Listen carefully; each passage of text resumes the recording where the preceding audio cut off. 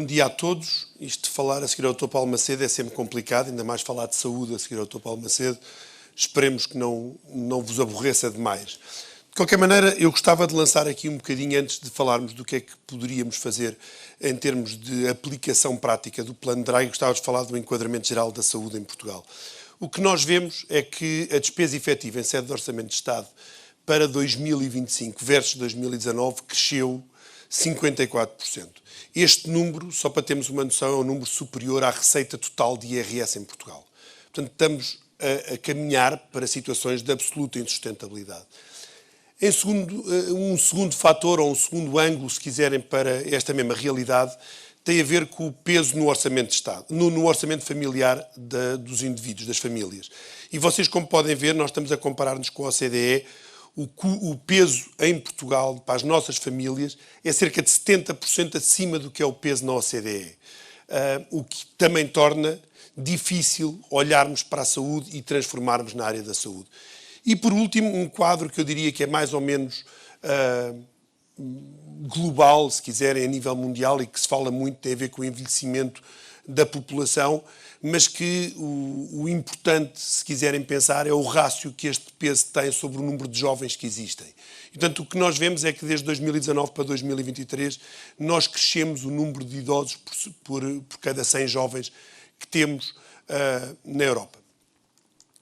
Bom, como é que nós olhamos para isto para podermos tentar estruturar aqui uma abordagem idêntica aos 4 pilares que o relatório Draghi apresentou? Nós olhamos para a transformação como transversal. A transformação vai ser absolutamente necessária na área da inovação, na área da competitividade e na área da industrialização, e depois tentámos separar em duas grandes abordagens. Uma a nível nacional, como é que nós como país, nós como economia podemos nos posicionar, e depois como é que nós, a nível de uma empresa individual, neste caso do Grupo Lusíadas, nos estamos a mover nessa mesma direção. Então, olhando para a transformação, o que nós temos na área da saúde é um modelo centrado em hospitais. Aquilo que vocês veem nas notícias hoje em dia é permanentemente crises a nível hospitalar e, portanto, o que nós estamos a falar é no modelo de reação em que na componente final de reação se coloca todo o stress do sistema. O que nós temos é que alterar este processo, transformar o nosso sistema para ser um sistema muito mais focado na prevenção e num sistema proativo de evitar doença e de garantir a manutenção em saúde. O segundo ponto, naturalmente, isto muito alinhado com aquilo que o Dr. Paulo Macedo acabou de referir, a componente tecnológica. É inevitável. Nós temos de parar de falar e começar a fazer. Nós não temos na área da saúde em Portugal uma infraestrutura tecnológica moderna que seja interoperável. O que temos é silos de informação, silos de operação e que retiram competitividade ao sistema, retiram capacidade de execução ao sistema e depois retiram também a capacidade de tirar conclusões. O que é que nos falta? Falta-nos dados. E porquê é que nos falta dados? Porque os nossos sistemas não estão ligados. E como não estão ligados, eu não consigo tirar analíticos. Por último, temos, obviamente, a crise de recursos humanos. Esta crise na área da saúde é muito aguda.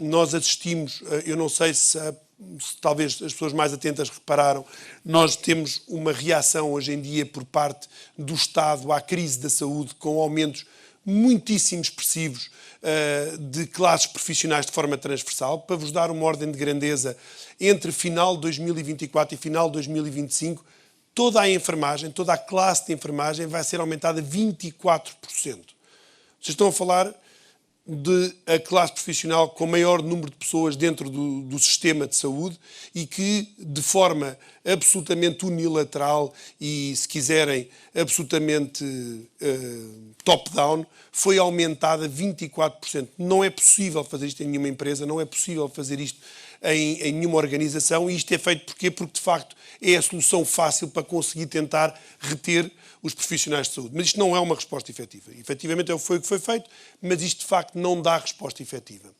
O que é que nós, no Grupo Lusíadas, já estamos a fazer focado nestas necessidades de alteração?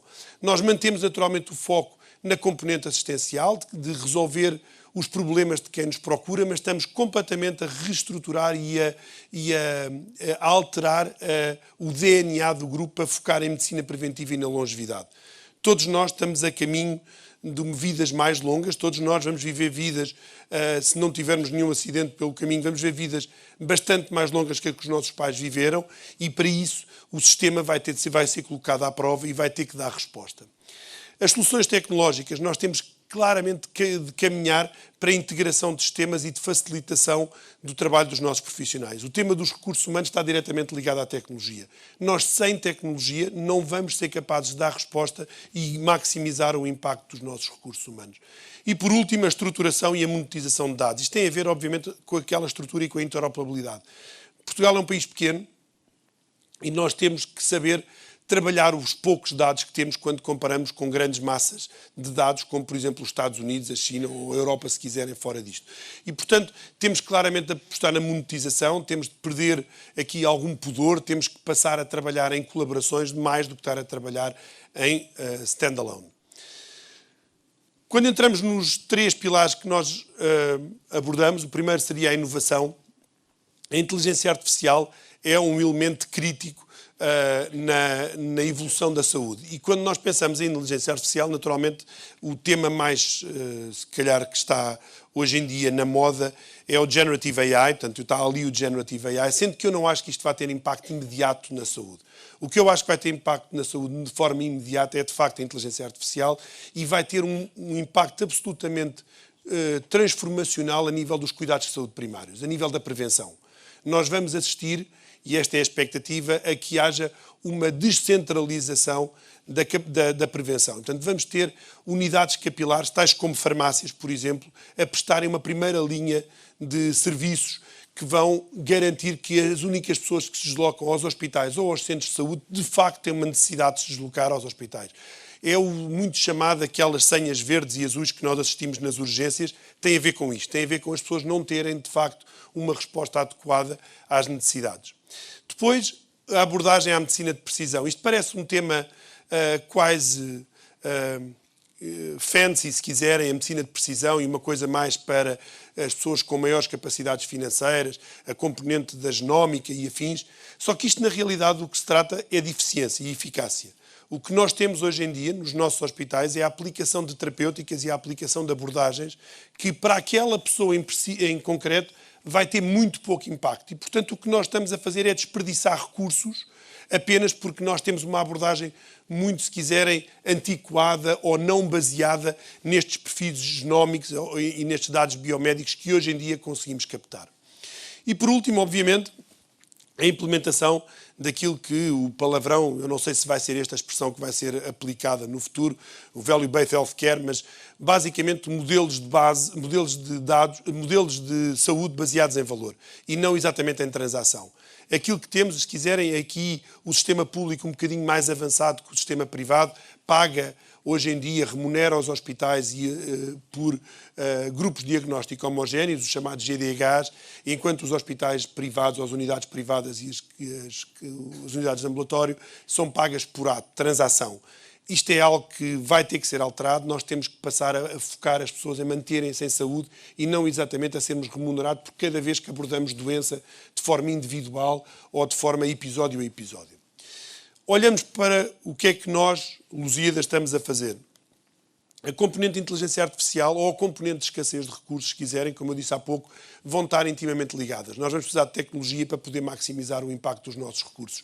Aqui o que nós temos uma assistente de voz totalmente digital que auxilia aquilo que é a capacidade que nós temos a nível dos contact centers. Portugal é famoso pelos seus contact centers, mas ainda assim isto cria uma ineficácia enorme no sistema, a necessidade que nós temos de utilizar pessoas para fazer trabalhos que muitas vezes podem ser auxiliados por inteligência artificial. Depois, obviamente, quando nós olhamos para este tema da medicina de precisão e para a genética e para a utilização de dados biomédicos e comportamentais, temos muita componente de investigação que não está traduzida na prática. E, portanto, o que nós fizemos foi que investimos num centro de conhecimento, que nós chamámos o Lusíadas Knowledge Center, que basicamente está focado em auxiliar os profissionais de saúde a aplicar tudo isto que está permanentemente a ser publicado, a ser investigado por todo o mundo. E depois, um exemplo, isto são entre muitos outros, hoje em dia, nas nossas unidades, estamos a transformar o nosso parque de ressonâncias magnéticas, neste caso, por ressonâncias que tenham hoje em dia deep learning e que tenham inteligência artificial associada. Isto é um enorme auxílio ao trabalho médico, reduz brutalmente aquilo que é o tempo de diagnóstico e auxilia e reduz o erro. Novamente, o que nós estamos à procura é de aumentar a eficiência dos nossos recursos e reduzir aquilo que é a necessidade de permanente repetição de exames de diagnóstico. Depois, quando olhamos para a competitividade, aquilo que estamos a falar é a necessidade, em termos de Portugal, aquilo que nós consideramos é que há uma necessidade de evoluir na maturidade organizacional. Sem grandes expressões bombásticas ou mediáticas como foram emitidas por alguns dos nossos governantes recentemente, a componente aqui clara é as nossas organizações não são organizações modernas à luz daquilo que é as últimas, se quiserem, os últimos conhecimentos que temos sobre organizações. É necessário inovar, é necessário criar maturidade organizacional para que possamos abordar todos estes desafios que temos pela frente. Depois, o tema dogmático, ou se quiserem, esta bipolaridade que temos em Portugal permanente sobre o que é o sistema público e o que é o sistema privado, isto tem que acabar. Nós não temos capacidade, se quiserem, económica para poder manter esta bipolaridade permanente. E, portanto, temos de trabalhar em complementaridade, não temos que seguir grandes palavrões, os temas das PPPs e todas as componentes, se quiserem, de impacto mediático destas expressões. Há N formas de trabalhar em conjunto, é preciso pensar de forma sistémica. Uma das coisas que estavam ali no slide do Dr. Paulo Macedo era um pensamento sistémico, um pensamento em sistemas. De facto, é algo que temos que fazer e fazemos pouco em Portugal. E depois consolidar a oferta de especialidades estratégicas. O que é que temos em Portugal, outra vez, a nível de, como país? Temos uma duplicidade, triplicidade, temos uma repetição de soluções que têm elevada criticidade, mas muito baixa frequência. Isto não faz sentido nenhum. Nós estamos a duplicar recursos, triplicar recursos que não temos para dar uma resposta pior do que se tivéssemos o serviço centralizado. E, portanto, o que é preciso é tomar a coragem de centralizar, tomar a coragem de maximizar o impacto e, novamente, criar escala. Um dos temas muito abordado pelo Dr. Paulo Macedo, que é, se não temos escala, não vamos ter capacidade de enfrentar os desafios que temos. A nível do grupo, o que é que estamos a fazer? O reforço das áreas corporativas. Portanto, o que é que temos? Temos hoje um desenho corporativo muito diferente daquele que tínhamos, se quiserem, numa época pré-Covid, para fazer face a todos estes desafios que estamos a viver hoje em dia. Estamos a abrir unidades em unidades de baixa penetração de serviços de saúde, ou seja, aquilo que é, obviamente, o mais apetecível é abrir unidades onde está concentrado o poder económico. Leia-se Lisboa, leia-se Porto, leia-se as grandes cidades. O que nós estamos a fazer é abrir em unidades como em Passos de Ferreira, como em Alenquer. São unidades em que não existe uma resposta efetiva e nós estamos a criar essa resposta para aquela população. E, por último, consolidar, criar escala. Nós tínhamos 2 maternidades em Lisboa, fechámos uma das maternidades, concentrámos tudo na outra. Hoje em dia temos talvez, se não a maior, se não com certeza a maior privada ou a segunda maior unidade do país, é o nosso Hospital de Lisboa. Isto porque tivemos a coragem de fechar um hospital. Fechámos uma maternidade por inteiro e redirecionámos tudo para a outra. Criámos escala, temos mais eficiência, temos maior casuística, cometemos menos erros. E por último, como é que nós olhamos para a industrialização e os exemplos da industrialização na área da saúde? Eu sei que estas 2 palavras parece que muitas vezes não funcionam em paralelo, mas podem e devem funcionar. Quando nós olhamos para escala e consistência, os nossos sistemas deveriam estar todos desenhados numa lógica de hub and spoke. Se vocês olharem para Lisboa, Lisboa está carregada de hubs e nenhum spoke. Só em sistema. Se nós só falarmos do sistema de saúde, Lisboa tem poucos spokes e tem muitos hubs. O que é que isto significa? Significa que a dispersão geográfica de Lisboa, que hoje em dia, com a mobilidade e com esta lógica de trabalho em casa nos permitiu, hoje em dia temos uma pegada muitíssimo mais vasta, mas continuamos concentrados em grandes centros de decisão e que nos obriga a concentrar recursos pouco diferenciados que pioram a eficiência do sistema.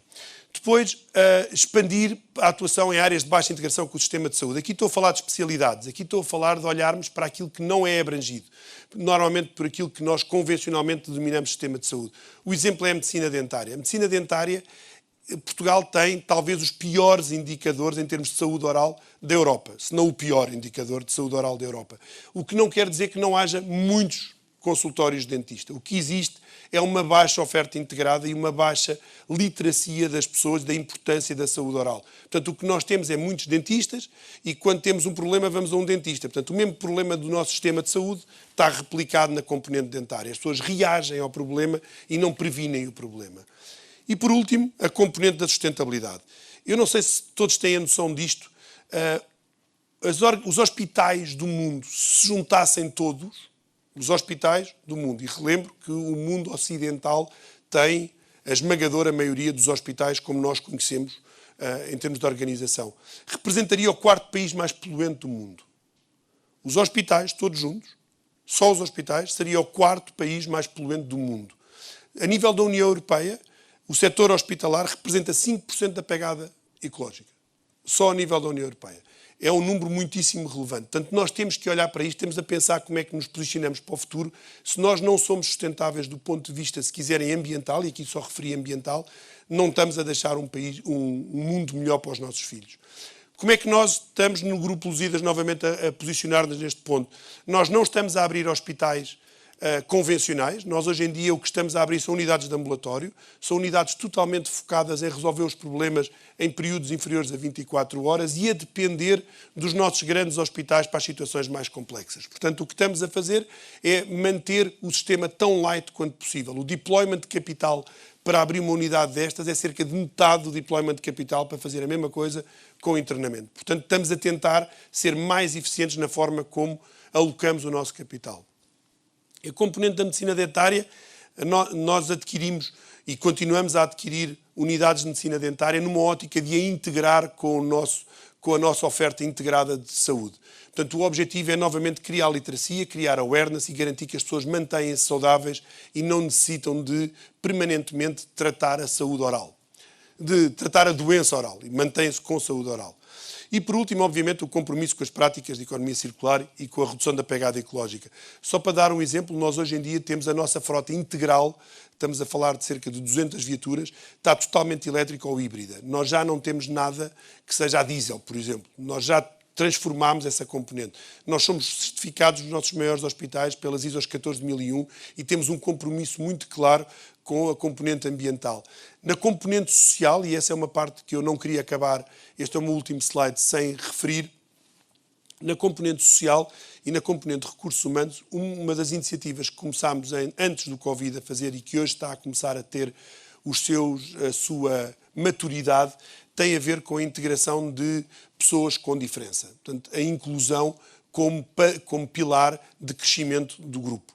Nós temos hoje em dia cerca de 60 pessoas com diferença a trabalhar dentro do grupo. O que nós fizemos foi que avaliamos. Temos hoje em dia toda uma equipa que faz a mediação entre a capacidade das pessoas e as necessidades da organização. E o que estamos a fazer é que estamos a encontrar caminhos para que estas pessoas não vivam de solidariedade, mas vivam sim de um contributo ativo para a sociedade. Isto, na nossa opinião, é criar sustentabilidade também para a nossa sociedade e deixar um mundo melhor aos nossos filhos. Muito obrigado.